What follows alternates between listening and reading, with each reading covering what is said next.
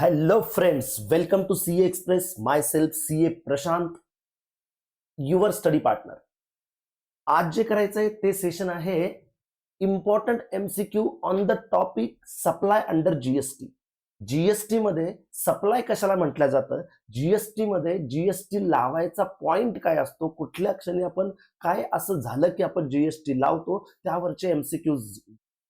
हे आपल्या बॅच मध्ये जे आपलं पॅटर्न आहे की आपण पहिले एखादा टॉपिक कंप्लीट करतो, त्यानंतर त्याच्यावरचे बऱ्यापैकी चांगले इम्पॉर्टंट असे MCQs घेतो. तर त्यातले MCQs आहेत.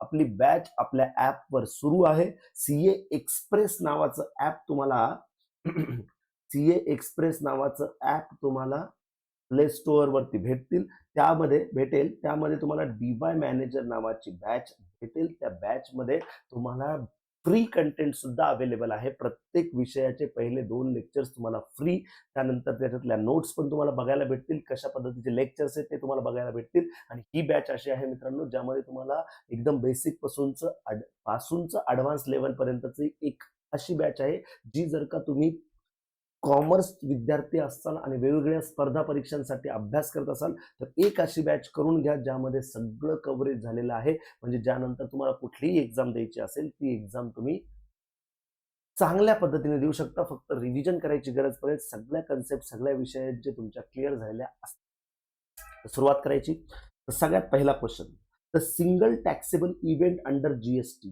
जीएसटी येण्याआधी काय होतं मित्रांनो, जीएसटी येण्याआधी तुम्हाला वेगवेगळ्या टॅक्स अंतर्गत वेगवेगळ्या पॉइंट ऑफ ऍक्टिव्हिटीला टॅक्स लागायचा. जसं एक्साइज ड्युटी लागायचं जेव्हा तुम्ही मॅन्युफॅक्चरिंग करायची, सर्व्हिस टॅक्स लागायचा जेव्हा तुम्ही सर्व्हिस प्रोव्हाइड करायची, वॅट लागायचा जेव्हा तुम्ही गुड्स विकायचे, बरोबर. पण आता जे आहे, आता जीएसटी आल्यानंतर आता मॅन्युफॅक्चरिंगवर किंवा फक्त सर्व्हिस प्रोव्हाइडवर फक्त सेल केल्यावर जीएसटी नाहीये. आता काय केलं त्यांनी जीएसटीचा पॉइंट ऑफ टॅक्स किंवा जीएसटी कधी लागेल याचा त्यांनी एक ऍक्टिव्हिटी डिसाईड केली. त्याला नाव दिलं त्यांनी सप्लाय. जेव्हा सप्लाय होतो कशाचा, 2 गोष्टीचा, गुड्सचा आणि सर्व्हिसेसचा. जसा सप्लाय झाला तेव्हा लागणार जीएसटी. सप्लाय झाला की लागणार जीएसटी.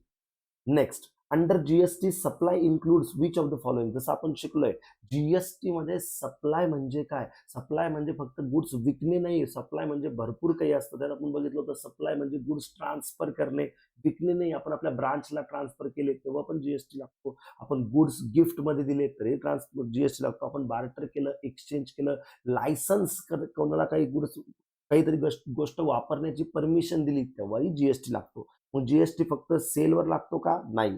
जीएसटी सेल अँड ट्रान्सफरवर लागतो का, नाही. GST barter, exchange, lease, rental, licence, disposal आणि सेल या सगळ्यांवर जीएसटी लागतो. हे सगळे सप्लाय मध्ये कन्सिडर केल्या जातात. C is the answer. Which of the following is not a supply under section 7. कशाला सप्लाय म्हणायचं नाही, कशाला नाही म्हणायचं, बार्टर ऑफ सर्व्हिस याला सप्लाय म्हणतो आपण. Import of service for consideration, हो सर्व्हिस इम्पोर्ट केली भारताबाहेरून त्याला कन्सिडरेशनसाठी, त्याला सप्लाय म्हणतो. Personal sale of old jewellery, हा personal sale of old jewellery. समजा आपला काही बिझनेस वगैरे नाही, आपल्या घरात काही सोनं वगैरे होतं, जुनी ज्वेलरी होती, ती आपण मोडली, ती आपण विकली एखाद्या सोनाराला, तर त्याला तेव्हा जीएसटी लागत नाही, कारण की ते पर्सनल सेल झाला, तो काही ट्रान्झॅक्शन किंवा त्याला काही सप्लाय कन्सिडर करत. Which condition next, which condition is mandatory for transaction to qualify as a supply. काय कंडिशन्स आहे की सप्लाय होण्यासाठी हे होणं गरजेचं आहे, हे झालं म्हणजे आपण सप्लाय झाला असं म्हणू आणि मग जीएसटी लावू. Except schedule 1 and schedule 1 import of service. Import of सर्व्हिसला थोडा वेळ बाजूला ठेवू. कन्सिडरेशन असणं, प्रॉफिट मोटिव्ह असणं, कंटिन्युटी असणं, व्हॅल्यू असणं. याचा आन्सर मित्रांनो ए, कन्सिडरेशन पाहिजे. म्हणजे सप्लाय कधी पकडला जातो, जेव्हा तुम्ही काहीतरी समोरच्याला देता, त्याच्या बदल्यात काहीतरी भेटत असेल तर त्याला म्हणतात कन्सिडरेशन. हालाकी याचे काही एक्सेप्शन्स आहेत, पण मेन डेफिनेशन तुम्ही जेव्हा काहीतरी देता समोरच्याला, त्याच्या बदल्यात तुम्हाला काहीतरी भेटत असेल तर त्याला जीएसटी लागतं.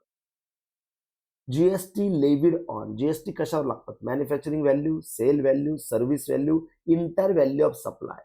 Yes, entire value of supply. कारण की आता आपण फक्त मॅन्युफॅक्चरिंगवर जीएसटी लावतच नाही, फक्त सेलवर जीएसटी लावत नाही, फक्त सर्व्हिसवर जीएसटी लावत नाही. त्या सगळ्यांना काय म्हटलं जातं? सप्लाय म्हटलं जातं. म्हणजे सप्लायची व्हॅल्यू आहे त्याच्यावर लागतं मित्रांनो GST.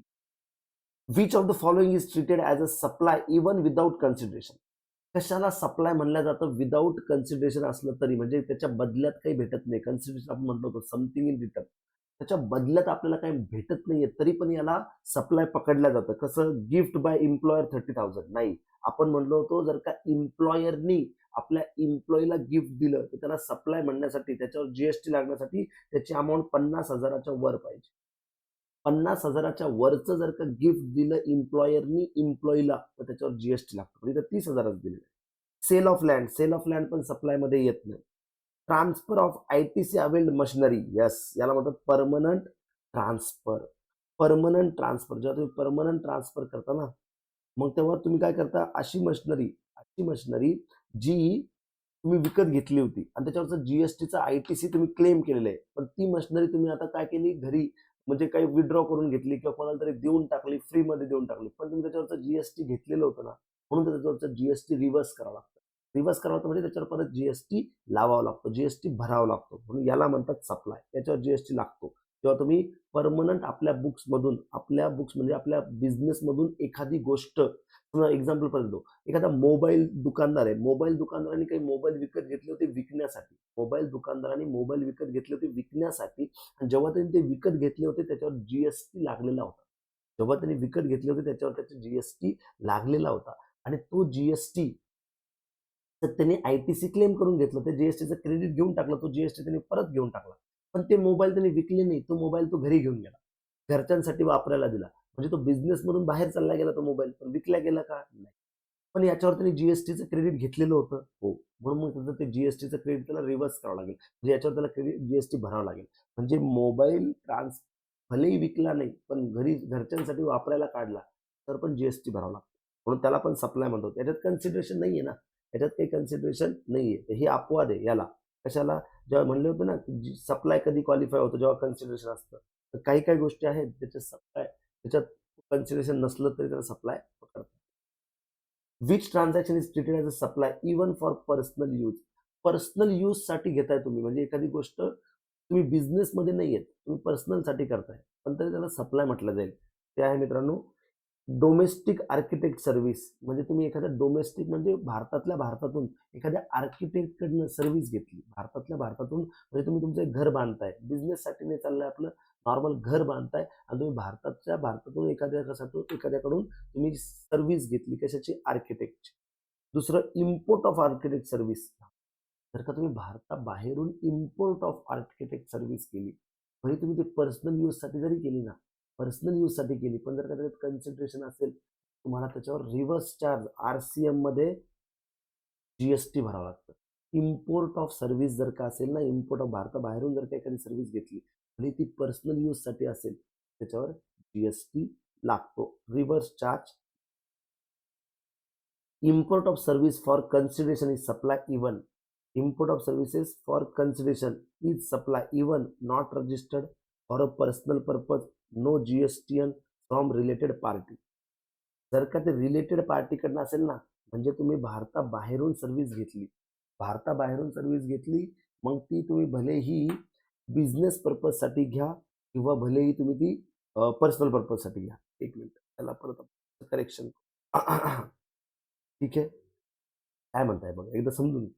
Import of services for consideration is supply even if, म्हणजे तुम्ही सर्व्हिस इम्पोर्ट केलेली आहे, कन्सिडरेशन साठी केलेली आहे आणि त्याला सप्लाय पकडतात. कधी? जेव्हा तुम्ही ते नॉट रजिस्टर्ड पर्सन कडनं घेतलं तरी का, किंवा मग फॉर पर्सनल पर्पज घेतलं तरी का. आता मी ना याचं तुम्हाला या क्वेश्चनची थोडीशी ना पार्श्वभूमी सांगतो, क्वेश्चन बॅकग्राऊंड सांगतो. काय असतं जेव्हा आपण इम्पोर्ट ऑफ सर्व्हिस करतो, भारताबाहेरून जर का आपण सर्व्हिस घेतली, भारताबाहेरून आपण जर का सर्व्हिस घेतली ना, तर ती सर्व्हिस भलेही आपण कन्सिडरेशन बिझनेस पर्पजसाठी ना घेऊ, पर्सनल पर्पजसाठी घेतली. भारताबाहेरून जर का सर्व्हिस घेतली पण भलेही ती पर्सनल पर्पजसाठी घेतली तरी त्याच्यावर जीएसटी लागतो रिव्हर्स चार्ज मेकॅनिझम मध्ये. जर का माझ्याकडे जीएसटी नंबर असेल तर, ठीक आहे. भलेही ती बिझनेससाठी घेतली नाही तरी, कारण की नॉर्मली जीएसटी कधी लागतो तेव्हा बिझनेससाठी. दुसरा अजून एक रूल आहे, की जर का तुम्ही भारताबाहेरून सर्व्हिस घेताय, ते पण विदाऊट कन्सिडरेशनसाठी नाही घेत. विदाऊट कन्सिडरेशन भारताबाहेरून सर्व्हिस घेताय, पण रिलेटिव्हकडनं घेत. पण कोणाकडनं करताय? रिलेटिव्हकडनं, बिझनेस पर्पजसाठी. तरी त्याच्यावर जीएसटी लागतो. ठीक आहे. तर आता काय म्हणणं आहे त्यांचं, input of service for consideration is supply. मग आता कन्सिडरेशन तर आहे ना, मग ते जरी तुम्ही ते पर्सनल पर्पजसाठी घेतलं तरी त्याच्यावर जीएसटी लागतो. मी इम्पोर्ट ऑफ सर्व्हिस केली पर्सनल पर्पजसाठी, पण त्याच्या जर कन्सिडरेशन असेल, फुकट नाही येते, कन्सिडरेशन असेल, पर्सनल पर्पजसाठी जर असेल तर जीएसटी आली. पुढेच answer B. Which of the following is not a consideration? कोणतं कन्सिडरेशन नाहीये? एखाद्याच्या गोष्ट आपण काहीतरी दिलं त्याच्याबद्दल मनी भेटला, पैसा कन्सिडरेशन आहे. कन्सिडरेशन म्हणजे समथिंग रिटर्न. मी हा पेन विकला, पेनच्या बदल्यात मला 50 रुपये भेटले, म्हणजे 50 रुपये कन्सिडरेशन, तर मनी कन्सिडरेशन. सर्व्हिस इन एक्सचेंज म्हणजे मी एखाद्याला काही एखादी गोष्ट दिली आणि त्यांनी माझ्यासाठी दुसरी कोणतरी गोष्ट केली, त्याला पण कन्सिडरेशन म्हणतात. म्हणजे मी समजा एखाद्याला पैसे देतोय पण तो मला समजा तो मला माझा मोबाईल रिपेअर करून देतोय, मग माझ्या पैशासाठी ते कन्सिडरेशन झालं. सर्व्हिस पण कन्सिडरेशन. गव्हर्नमेंट सबसिडी हे कन्सिडरेशन नसतं. गव्हर्नमेंट समजा तुम्ही एखादी मशिनरी विकत घेतली, पण गव्हर्नमेंटने त्याच्यात तुम्हाला अर्धे पैसे गव्हर्नमेंटने दिले, त्याला कन्सिडरेशन पकडत. ठीक आहे. सी, गव्हर्नमेंट सबसिडीला कन्सिडरेशन पकडत. Deposit becomes consideration. डिपॉझिट्स म्हणजे तुम्ही एखादी गोष्ट समजा तुम्ही मी जसं म्हणलं वायफायचं कनेक्शन घेतलं आणि ते वायफायचं कनेक्शन घेण्यासाठी डिपॉझिट भरलं, तर ते जाऊ द्या. तुम्ही एखादी जागा भाड्याने घेतली आणि तुम्ही तेव्हा जागा भाड्याने घेत असताना सुरुवातीला डिपॉझिट दिलं, 50,000 रुपये डिपॉझिट दिलं. आता हे 50,000 रुपये तुम्ही भाडं म्हणून थोडी दिले, ते डिपॉझिट म्हणून दिले, त्याच्यावर जीएसटी लागत नाही, ते काही कन्सिडरेशन नाहीये. पण जर का तुम्ही जेव्हा जागा सोडणार आहे तेव्हा तुम्ही म्हटलं की माझं महिन्याचं भाडं 20,000 रुपये, एक काम करा, 2 महिन्याचं भाडं डिपॉझिट मधून ऍडजस्ट करून, मी आता 2 महिन्यात जागा सोडणार आहे, मी तुम्हाला ऑलरेडी 50,000 रुपये दिलेले आहेत, 50,000 रुपये ऍडजस्ट करून घ्या, 2 महिन्याचं मी काही भाडं देत नाही, उलट तुमच्याकडे 10,000 रुपये राहतील, ते 10 महिन्यात करून टाका. मग जेव्हा मी महिन्याचं भाडं या डिपॉझिट मधून ऍडजस्ट करतो ना, म्हणजे मग आता ते डिपॉझिट कन्सिडरेशन बनून जातं रेंटसाठी. रेंटवर जीएसटी लागतो, रेंटवरती जीएसटी लागतो. मग डिपॉझिटवर जीएसटी कधी लागेल, किंवा डिपॉझिटला कन्सिडरेशन म्हणून कधी पकडलं जाईल? डिपॉझिटला कन्सिडरेशन पकडलं जाईल जेव्हा ते ऍडजस्टेड अगेन्स्ट सप्लायच्या अगेन्स्ट मध्ये ऍडजस्ट होऊन जाईल. जसं मी म्हणलं की आता तुम्हाला जे डिपॉझिट दिले ते भाड्याच्या अगेन्स्ट मध्ये, रेंटच्या अगेन्स्ट मध्ये यूज करा. Which is not a supply under GST. कशाला सप्लाय म्हणत नाही? Doctor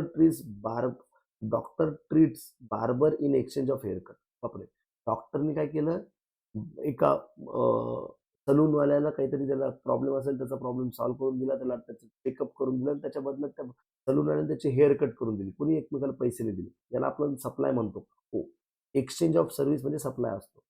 actor sale painting, ऍक्टरने painting विकली, याला आपण सप्लाय म्हणतो का? हो, एखाद्या ऍक्टरने पेंटिंग विकली. इंडिव्हिज्युअल सेल पर्सनल गोल्ड, आपण पहिले पण बघितलं, एखाद्या इंडिव्हिज्युअल व्यक्तीने आपलं पर्सनल गोल्ड विकलं, त्याला सप्लाय म्हणत. Which activity is not in course of business. ही कोणती ऍक्टिव्हिटी म्हणतात त्याला जी कोर्स ऑफ बिझनेस मध्ये नाही? RWA collecting electricity bill charges, म्हणजे एक काहीतरी कंपनी एजन्सी ती काय करते, इलेक्ट्रिसिटी बिल चार्जेस कलेक्ट करते. हा, हे बिझनेससाठीच आहे. ऍक्टर सेलिंग पेंटिंग, आता त्याच्या प्रोफेशनलचाच भाग आहे. समजा सेल ऑफ पर्सनल कार, माझ्याकडे समजा माझी जुनी कार, माझा काही बिझनेस वगैरे नाही, माझी जुनी कार मी विकतो, तो काही बिझनेसचा भाग नाही. सिनेमा तिकीट बिझनेसचा भाग. Which of the following is business under GST. कशाला बिझनेस म्हणतात? वोकेशन म्हणजे बिझनेस, वेजर म्हणजे पण बिझनेस, प्रोफेशन म्हणजे पण business, all of the. Wager म्हणजे काय? ते जे सट्टाबाजी करतात ना, सट्टाबाजी, त्याला म्हणतात वेजर. वोकेशन म्हणजे काय? वोकेशन म्हणजे जे काहीतरी पर्टिक्युलर काम करतात, एखाद्या तसंच फर्निचर बनवण्याचं काम, सुतार फर्निचर बनवण्याचं काम करतात, किंवा मग काही शूज बनवण्याचे काम करतात, त्यांना म्हणतात वोकेशन. ते वोकेशनली काम करतात. Profit motive is mandatory, optional, irrelevant, prohibited. म्हणजे प्रॉफिट मोटिव्ह हे काही मॅन्डेटरी नाहीये. म्हणजे तुम्ही जे सप्लाय केला तो प्रॉफिट कमवण्यासाठीच केला तरच जीएसटी लागेल असं काही नाही. तुम्ही लॉस मध्ये जरी सप्लाय केला तरी त्याच्यावर जीएसटी लागतो. प्रॉफिट मोटिव्ह इज ऑप्शनल या इरिलेव्हंट असं त्याला म्हणता येईल. प्रॉफिट मोटिव्ह मग आपल्याला इरिलेव्हंट मोटिव्ह, त्याची काही गरज नाहीये. सप्लाय कन्सिडर करण्यासाठी प्रॉफिट मोटिव्ह पाहिजे असं काही. Supply between head office and branch in a different state without consideration. जर का हेड ऑफिस आणि ब्रांच मध्ये सप्लाय होतोय, म्हणजे एक हेड ऑफिस महाराष्ट्रामध्ये, एक हेड ऑफिस महाराष्ट्रामध्ये आणि ब्रांच गुजरातमध्ये, तर सर यांनी जर का महाराष्ट्रवाल्यांनी गुजरातला माल पाठवला आपल्याच ब्रांचमध्ये, कन्सिडरेशन नाही, त्याला पण सप्लाय म्हणतात का? हो, त्याला सप्लाय म्हणतात. त्याला काय म्हणतात? सप्लाय म्हणतात. त्याला एक डीम्ड सप्लाय असं म्हणतात. डीम्ड सप्लाय म्हणजे काय? सप्लाय समजला जातो. मला मी तेव्हा पण सांगितलं होतं आपल्या बॅचमध्ये, याला म्हणतात deemed distinct person, DDP, deemed distinct person. जेव्हा एकच कंपनीचे 2 ऑफिस असतील किंवा 2 ब्रांच असतील, दोन्ही ब्रांचसाठी वेगवेगळे जीएसटी नंबर घेतले असतील, म्हणजे याच्यासाठी एक वेगळा जीएसटी नंबर, याच्यासाठी एक वेगळा जीएसटी नंबर, जीएसटीएन, ते जीएसटीचं रजिस्ट्रेशन, याच्यासाठी एक वेगळं जीएसटीचं रजिस्ट्रेशन केलंय, याच्यासाठी एक वेगळं जीएसटीचं रजिस्ट्रेशन, 2 वेगवेगळे जीएसटीचे रजिस्ट्रेशन केलेत सेम कंपनीच्या 2 ब्रांचेस, सेम कंपनीच्या 2 ऑफिसेससाठीचे. त्या दोघांना भले ते एकच कंपनीचे असतील पण 2 जीएसटी नंबर वेगवेगळे, याला म्हणतात डीम डिस्टिंक्ट पर्सन, डीडीपी.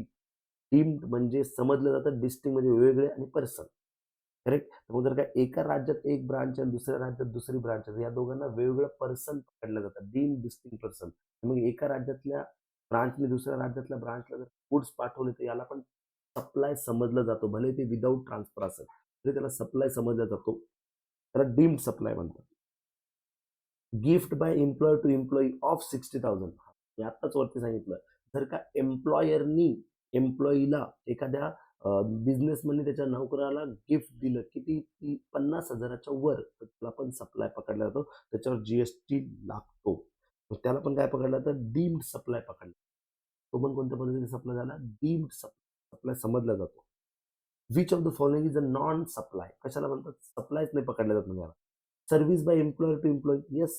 जर का एम्प्लॉयर एम्प्लॉईला, सॉरी, एम्प्लॉई एम्प्लॉयरला सर्व्हिस देतोय, एम्प्लॉई एम्प्लॉयरला सर्व्हिस देतोय, म्हणजे काय? समजा मी कुठेतरी जॉब करतोय, तर मी जर का कुठे जॉब करतोय तर मी माझी सर्व्हिस देतोय ना तिथं, मी तिथं काम करतो, मग मी जे काम करतो त्याचा मला पगार भेटतो, मग मी जे काम करतो त्याचं मी काय बिल देतो का? त्याच्यावर मी काय जीएसटी लावतो का? नाही, याच्यावर मी जीएसटी लावत नाही. एखादा माणूस कुठेतरी काम करत असेल तर तो जिथं काम करतो तो त्याच्या मालकाला काही जीएसटीचं बिल देत नाही का? कारण की त्याला सप्लाय म्हणत नाही. बघा, या 2 गोष्टी आहे. आपण जेव्हा गिफ्ट बद्दल बोलतोय ना, जेव्हा गिफ्ट बद्दल बोलतोय तो एम्प्लॉयर एम्प्लॉईला देतोय. जेव्हा आपण गिफ्ट बद्दल बोलतोय तेव्हा एम्प्लॉयर एम्प्लॉईला गिफ्ट देतोय. आपण म्हणतोय एम्प्लॉयर जेव्हा एम्प्लॉईला दिवाळीचं बोनस वगैरे असं देईल किंवा वेगळं काहीतरी गिफ्ट देईल, ते जर का 50,000 रुपयाच्या वरचा असेल तर त्याच्यावर जीएसटी लागेल. आता आपण दुसरं काय बोलतोय? आपण बोलतोय एम्प्लॉई जे डे टू डे काम करतो एम्प्लॉयरसाठी, एम्प्लॉई जे डे टू डे काम करतो एम्प्लॉयरसाठी, ती पण ते एक प्रकारची सर्व्हिस देणं झालं. मग ती सर्व्हिस देणं झालं तर मग त्याला सप्लाय पकडायचं का? नाही, त्याला सप्लाय पकडत नाही. कारण sale of completed building after completion certificate, sale of completed building आपण म्हणलो तर सप्लाय कशा कशाला नाही पकडत. तेव्हा एम्प्लॉई एम्प्लॉयरला सर्व्हिस देतो. सेल ऑफ लँड आणि कंप्लिटेड बिल्डिंग याला पण आपण सप्लाय पकडत. लँड विकायला आणि कंप्लिटेड बिल्डिंगला आपण म्हटलो होतो, आपण शिकलो होतो की जेव्हा आपण एक फ्लॅट, रो हाऊस वगैरे घेतो त्याच्यावर जीएसटी लागत नाही. पण आम्ही तर बघितलंय जीएसटी लागतं. जीएसटी कधी लागतं? जेव्हा तुम्ही एखादं रो हाऊस, फ्लॅट वगैरे घेता, पण ते कंप्लिशनच्या आधी बुक करता. म्हणजे एखाद्या बिल्डरने एखादी साईट सुरू केली आणि ती अजून पूर्णपणे कंप्लीट नाही झालेली, ती बिल्डिंग, ते फ्लॅट पूर्ण रेडी नाही झालेले, आणि तिथलच्या महानगरपालिकेने किंवा तिथलची जी अथॉरिटी तिचं कंप्लिशन सर्टिफिकेट त्या बिल्डरला नाही दिलेलं. जर का त्या बिल्डिंगचं कंप्लिशन सर्टिफिकेट नसन आलेलं आणि मग तुम्ही ती बिल्डिंग परचेस करताय, म्हणजे ती बिल्डिंग इनकम्प्लीट बिल्डिंग आहे, त्याच्या आधीच तुम्ही परचेस करता, तर त्याच्यावर जीएसटी लागतं. इनकम्प्लीट बिल्डिंग किंवा मग incomplete row house, incomplete flat, त्याच्यावर जर का तुम्ही बुकिंग करून ते परचेस करता त्याच्यावर जीएसटी लागतं. पण एखादं रेडीमेड असेल, पूर्णपणे बनलेलं घर असेल, पूर्णपणे बनलेला फ्लॅट असेल आणि त्याचं कंप्लिशन सर्टिफिकेट पण त्या बिल्डरकडे असेल, त्याच्यानंतर तुम्ही ते परचेस करताय, जीएसटी लागत. बघा, sale of completed building after completion certificate, non supply, याला सप्लाय म्हणत नाही, सप्लाय म्हणत नाही, non supply.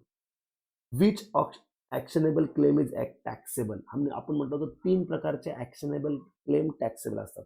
Lottery, betting, gambling. त्यात एक आलं लॉटरी, बेटिंग, गॅम्बलिंग यांना ऍक्शनेबल क्लेम म्हणतात. हे ऍक्शनेबल क्लेम पण सप्लाय म्हणून पकडला जातात, म्हणून लॉटरीवर पण जीएसटी लागतो. Which is treated as a supply of service under schedule 2. Supply of service कशाला म्हणतात? सेल ऑफ लँड, आपण म्हणलं सेल ऑफ लँड सप्लाय नाहीये.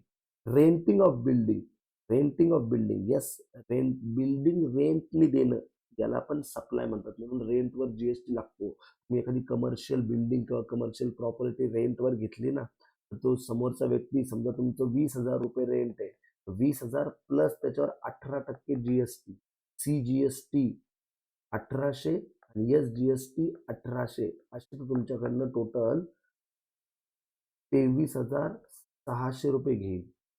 23,600 रुपये घेईल. तर ते रेंट प्लस जीएसटी, तर रेंटवर जीएसटी लागतो, लक्षात. Which of the following is not composite supply. आठवतं आपण कंपोजिट सप्लाय, मिक्स सप्लाय, 3 गोष्टी शिकलो होतो. 3 कंपोजिट सप्लाय, मिक्स सप्लाय आणि एक कॉम्बो मध्ये सप्लाय, मिक्स सगळ्यांचं मिळून. आपण कसं शिकलो होतो? पहिला कंपोजिट सप्लाय. आपण काय म्हटलो होतो? कंपोजिट सप्लाय कशाला म्हणायचं, मिक्स सप्लाय कशाला म्हणायचं?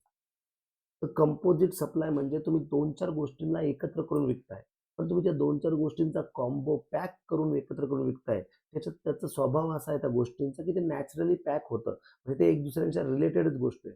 पण त्याच्यातली एक गोष्ट अशी ती मेन गोष्ट आहे, ती विकायची म्हणून बाकीच्या गोष्टी विकल्या जातात. जसं की समजा तुम्ही एखादी खेळणी, एक टॉय विकत घेतला मुलांचा, लहान मुलांचा.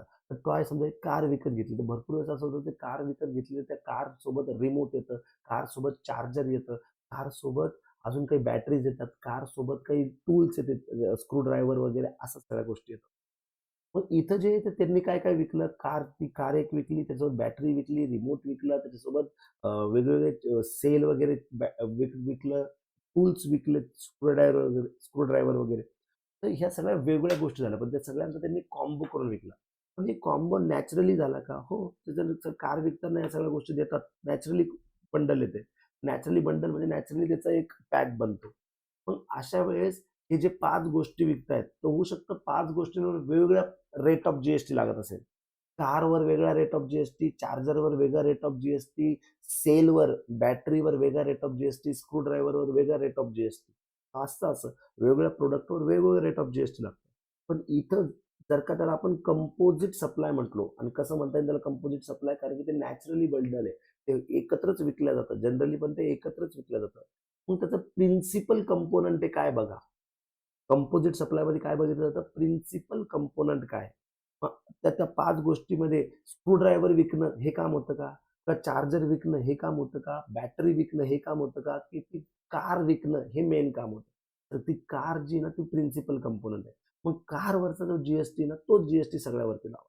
म्हणजे पूर्ण अमाऊंटवर कारचा जो जीएसटीचा रेट आहे तोच रेट लावा. म्हणजे प्रिन्सिपल कंपोनंटला सप्लाय पकडा, बाकी कंपोनंटला वेगळं असं सप्लाय पकडू नका. पूर्ण अमाऊंटवर जो प्रिन्सिपल कंपोनंट आहे त्याचा जीएसटी रेट. याला म्हणतो आपण कंपोजिट सप्लाय. मिक्स सप्लाय काय? मिक्स सप्लाय म्हणजे तुम्ही अशा 2-4 गोष्टींचं बंडल बनवलं जे की एकत्र विकल्या जात नाही, तुम्ही जबरदस्ती बनवलं. तुम्ही काय केलं? जबरदस्ती बनवलं. असं जनरली नाही की ते एकत्रच विकलं जातं. जसं की समजा एक शेविंग किट, आपण एक आपल्या बॅचमध्ये एक्झाम्पल घेतलं होतं. शेविंग किट म्हणजे मी त्याच्यात म्हणजे जे पेस्ट म्हणजे क्रीम जी असते, शेविंग क्रीम, त्याच्यानंतर रेझर, त्याच्यानंतर लोशन, त्याच्यानंतर अजून काही गोष्टी, ब्लेड वगैरे. तर ह्या गोष्टी असं गरजेचं नाही की दरवेळेस एकत्रच विकल्या जातात, हे वेगळं पण विकल्या जातात. पण आपण कस्टमरच्या सोयीसाठी त्याला सगळ्याला एकत्र विकलं आणि त्याचा एक पॅक बनवून टाकलं. पण आता याच्यात प्रिन्सिपल कंपोनंट काय? ते रेझर प्रिन्सिपल आहे, की ती क्रीम प्रिन्सिपल आहे, की ते लोशन आफ्टर शेवचं ते लोशन प्रिन्सिपल आहे? नाही. पण याच्यात कोणतं प्रिन्सिपल कंपोनंट नाही. मग अशा वेळेस काय करायचं? अशा वेळेस जर का तुम्ही एकत्र पॅक करून एकाच प्राइस मध्ये, समजा मी 600 रुपयाचा एकच पॅक, वेगवेगळे रेटने एकत्र पॅक करून, मग याच्यात प्रिन्सिपल कंपोनंट नाहीये. मग याला म्हणतात हे जे आहे ते मिक्स सप्लाय. मग अशा वेळेस काय करतात? अशा वेळेस ज्या प्रोडक्टचा सगळ्यात जास्त रेट असेल, हायर रेट असेल, तो हायर रेट सगळ्यालाच लावून टाकतात. समजा रेझरचा रेट 12% जीएसटी लागतं, आणि क्रीमला जी शेविंग क्रीम आहे तिला 5% जीएसटी लागतं आणि जे बाकी लोशन वगैरे त्याला 18% जीएसटी लागतं. मग सगळ्यात जास्त जीएसटीचा रेट कशाचा आहे? 18%. मग पूर्ण याला 18%च लावून टाका. समजतंय? मिक्स सप्लायमध्ये हायर रेटवाला कंपोनंटचं जीएसटी सगळ्याला लागून जातं. कंपोजिट सप्लायमध्ये जो प्रिन्सिपल कंपोनंट आहे, प्रिन्सिपल कंपोनंटचा जीएसटी रेट कळालं हे? बघा, आणि समजा असं असेल की मी पॅक तर बनवलाय, मी हे जे रेझर, शेविंग क्रीम या सगळ्याचं पॅक तर बनवलाय, पण मी विकताना सगळ्यांचे रेट वेगवेगळे लावतोय. मी पॅक बनवलाय पण मी म्हणतो रेझर इतक्याचं, मी म्हणतोय क्रीम इतक्याची, मी म्हणतो लोशन इतक्याचं.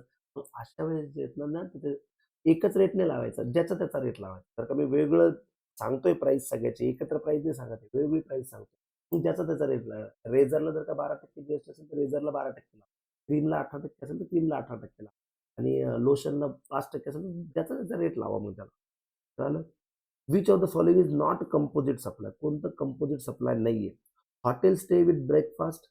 बघा, hotel stay with breakfast generally देतात असं. जनरली हॉटेलवाले म्हणतात की आमच्याकडे राहिला की तुम्हाला सकाळचा नाश्ता भेटून जाईल. मग हे कंपोजिट सप्लाय झालं. हे नॅचरली बंडल आहे. हे काय आहे? नॅचरली बंडल आहे. Transport with insurance. Transport company काढतात. ट्रान्सपोर्ट कंपनी म्हणतात तुमचे गुड्स आम्ही इथून तिथे पोहोचवून त्याचा एक इन्शुरन्स पण काढू. मग ते पण नॅचरली बंडल आहे. गिफ्ट हॅम्पर मध्ये नॅचरली बंडल. मग ते काय करतात? गिफ्ट हॅम्पर मध्ये समजा एक गिफ्ट हॅम्पर आहे, त्याच्यात ते तुम्हाला किचनचे अप्लायन्स पण देत आहेत, काही कपड्याचे काही टी शर्ट्स वगैरे पण देतात. असं एक गिफ्ट हॅम्पर म्हणून चॉकलेट्स पण देतात. तर हे सगळे वेगळे प्रोडक्ट आहे ना, हे काही एकत्रच विकतात असे नाही. ते नॅचरली बंडल नाही. म्हणून सी, कंपोजिट सप्लाय नाहीये. Gift hamper containing sweets, toy, dry fruit sold one price. परत हे कंपोजिट सप्लाय नाहीये. मग हे काय झालं? मिक्स सप्लाय झालं. Mix supply. एका प्राइस साठी 3 गोष्टी विकतायत. ते एकत्र करून एकाच रेटमध्ये 3 स्वीट, टॉय आणि ड्राय फ्रुट्स केले म्हणजे 600 रुपयाचा पॅक. त्याच्यातला प्रिन्सिपल कंपोनंट कोणता आहे? कोणताच नाही. म्हणून हे कंपोजिट सप्लाय नाहीये. हे काय? Mix supply. याला म्हणू आपण मिक्स सप्लाय. ठीक आहे. Next, composite supply is taxed at rate of. Composite supply कोणत्या रेटवर टॅक्स होतो? आता मी वरती सांगितलं, कंपोजिट सप्लाय प्रिन्सिपल गुड्सच्या रेटने टॅक्स होतो. हायेस्ट टॅक्स रेट नाही, लोवेस्ट टॅक्स रेट नाही, principal supply. Yes, principal supply. Mixed supply is tax at rate of. पण सांगितलं मिक्स सप्लाय म्हणजे इकडचं, म्हणून म्हणलं तर मिक्स सप्लाय मध्ये प्रिन्सिपल काही नसतं. म्हणून जो हायेस्ट रेटवाला आहे ते. हायेस्ट रेट कोणतं? जे असेल ते. म्हणून आन्सर ए नाही, आन्सर बी, हायेस्ट टॅक्स रेटवाला. लक्षात ठेवायचं, कंपोजिट साठी प्रिन्सिपल सप्लाय आणि मिक्स सप्लायसाठी highest rate. A hotel charges separately for room, food and airport. जर का एखादा हॉटेल सेपरेट चार्जेस लावत असेल, रूमसाठी वेगळे चार्जेस, ब्रेकफास्टसाठी वेगळे चार्जेस आणि एअरपोर्टवर ड्रॉप करायची फॅसिलिटी, एअरपोर्टहून आणायची फॅसिलिटी, याच्यासाठी वेगळे चार्जेस लावत असेल, तर त्याला कंपोजिट म्हणू का? नाही, वेगवेगळे चार्जेस लावतोय ना, एकच रेट थोडी लावतोय. कंपोजिट पण नाही, मिक्स पण नाही, इंडिपेंडेंट सप्लाय. सगळे वेगवेगळे सप्लाय. सगळे कसे आहेत? Independent supply. Multiple supply with separate consideration. आत्ताच बघितलं ना, मल्टिपल सप्लाय वेगळे कन्सिडरेशन. त्याला इंडिपेंडेंट, इंडिव्हिज्युअल रेट लावायचा, त्याला प्रत्येकाचा वेगळा रेट लावायचा. Which is not a naturally bundle services. त्याच्यातली कोणती नॅचरली बंडल सर्व्हिसेस नाही, म्हणजे जनरली एकत्रच विकते अशी नाही. कुरिअर विथ इन्शुरन्स हे नॅचरली बंडल आहे. Mobile with charger naturally bundle आहे. दिवाळी गिफ्ट पॅक हे नॅचरली बंडल नाहीये. दिवाळी बिग गिफ्ट पॅक मध्ये मनाने आपण जे लागलं ते त्यात टाकतो. Which is supply ever without consideration. कोणता असा सप्लाय पकडला जातो विदाउट कन्सिडरेशन? याच्यात भले कन्सिडरेशन नाहीये.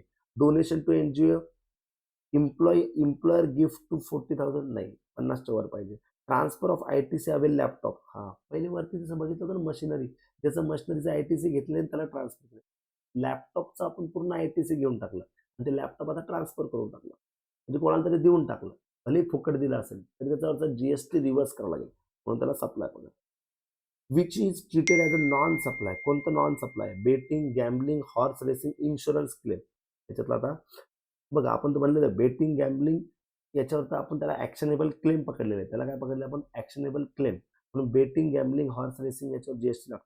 इन्शुरन्स क्लेमवर GST. Import of service from foreign branch कडनं, म्हणजे तोच आपला डीम डिस्टिंग पर्सन आहे, रिलेटेड पर्सन आहे, फॉरेन आपली ब्रांच आहे, आपली ब्रांच म्हणजे रिलेटेड ब्रांच आहे. इंडियन एचओ, एचओ म्हणजे हेड ऑफिस. म्हणजे आपण काय केलं, भारताच्या बाहेरच्या ब्रांच कडून आपण एक सर्व्हिस घेतली आपल्या हेड ऑफिससाठी विदाऊट कन्सिडरेशन. पण रिलेटिव्ह कडनं घेतली ना, आपण म्हणलो होतो रिलेटिव्ह कडनं विदाऊट कन्सिडरेशन जरी सर्व्हिस घेतली भारताबाहेरून तर त्याला सप्लाय पकडतात, डीम्ड सप्लाय पकडतात. बाहेरून रिलेटिव्ह कडनं फुकट जरी सर्व्हिस घेतली तरी त्याला डीम्ड सप्लाय, त्याच्यावर जीएसटी भरावा लागतो. Admission to amusement park. Admission to amusement park म्हणजे काय? ऍडमिशन म्हणजे काय? इथं ऍडमिशन म्हणजे तुम्ही कुठली तरी गोष्ट बघायला जाता त्याचे तिकीट भरता. ऍडमिशन म्हणजे तिथं जाण्यासाठी, तिथं इंटर करण्यासाठी तिकीट घ्यावं लागतं. जसं सिनेमा हॉल, सर्कस झालं. अम्युजमेंट पार्क म्हणजे तिकडे झू टाईप वगैरे, प्राणी संग्रहालय वगैरे तसं. मग त्याचं तुम्हाला तिकीट घ्यावं लागतं. मग त्या तिकिटावर पण जीएसटी लागतं का? हो, तिकिटावर पण जीएसटी लागतं. नॉन सप्लाय नाही, असं नाही.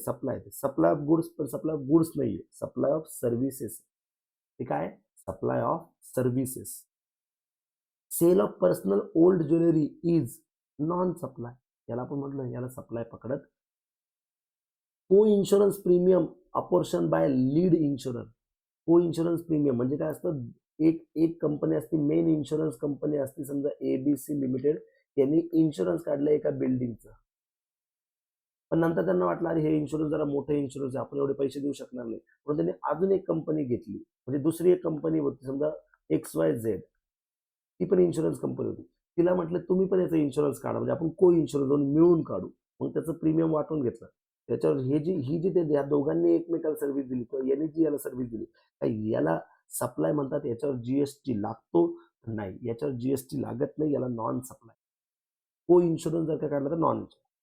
Which is not a business under section. याच्यात बिझनेसच कशाला होतं? मॅन्युफॅक्चरिंग बिझनेस आहे, एज्युकेशन बिझनेस आहे, हॉबी काही बिझनेस नाही. मला रीडिंगची हॉबी आहे, रीडिंग काही बिझनेस नाही. Online money gaming is treated as, yes, online money gaming हे पण ॲक्शनेबल क्लेम म्हणतात त्याला, स्पेसिफाईड ॲक्शनेबल क्लेम, आणि याला जीएसटी लागतो. Services by court. कोर्ट जी सर्व्हिस देते म्हणजे जज लोक जी सर्व्हिस देतात, तिथं कोर्टात जे जे तुम्ही तिथं केस फाईल केली, मग त्याचं तुमचं केसची ऐकून घेतलं जातं, त्याच्यावर जीएसटी लागतो का? त्याला जीएसटी मध्ये सप्लाय पकडत नाही. सप्लाय आहे का? कंपोजिट सप्लाय का? मिक्स सप्लाय का? Non supply? Non supply. Court जी सर्व्हिस देतं, महानगरपालिका जी सर्व्हिस देतं, अथॉरिटी जी सर्व्हिस देतं, त्याला सप्लाय पकडत नाही. किंवा मग जे पोलीस लोक जी सर्व्हिस देतात त्याला सप्लाय पकडत. Which is not a mix supply. कोणतं मिक्स सप्लाय नाहीये.